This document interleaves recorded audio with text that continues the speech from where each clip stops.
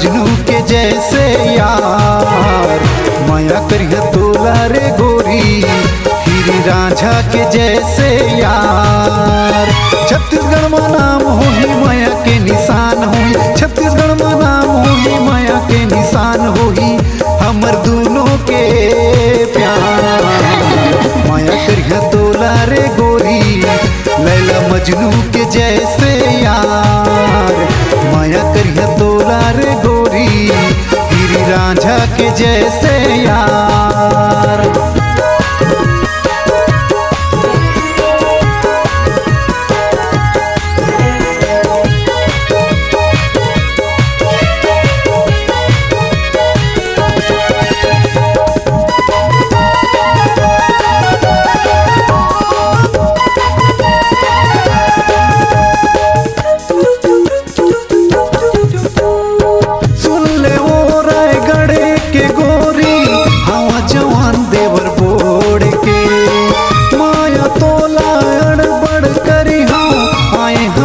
घर छोड़ के ऐसे का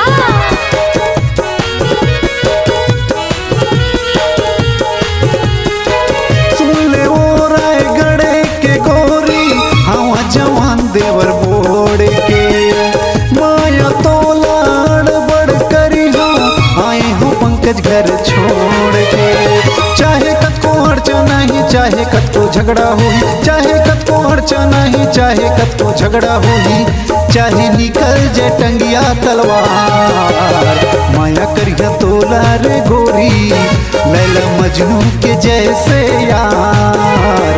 माया करिया तोला रे गोरी लैला मजनू के जैसे यार।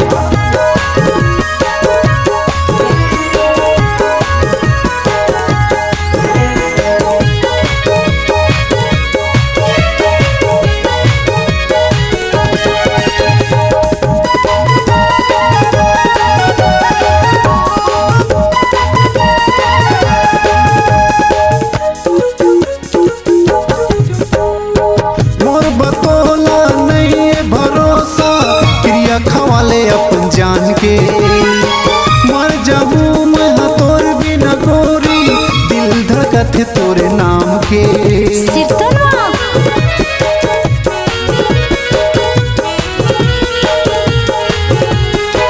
मोर बतौला नहीं भरोसा प्रिया खवाले अपन जान के, मर जाऊं मैं तोर बिना गोरी, दिल धड़कत है तोरे नाम के।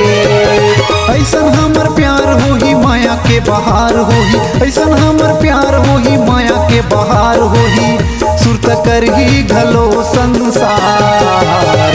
माया करिया तोला रे गोरी हीरी रांझा के जैसे यार, माया करिया तोला रे गोरी लैला मजनू के जैसे यार। छत्तीसगढ़ में नाम होही माया के निशान होही, छत्तीसगढ़ में नाम होही माया के निशान होही, हमर दोनों के प्यार।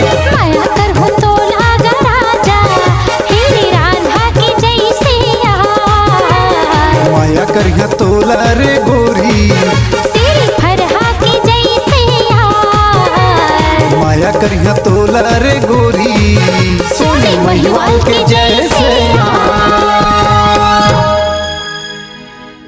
अगर आप अपनी आवाज को एक नया आयाम देना चाहते हैं तो चले आइए मल्टी ट्रैक डिजिटल रिकॉर्डिंग के लिए संपर्क करें HK म्यूजिक कंपनी, कोटा डबरी, चांपा, छत्तीसगढ़। मोबाइल नंबर है 9329238487 और 8085380339।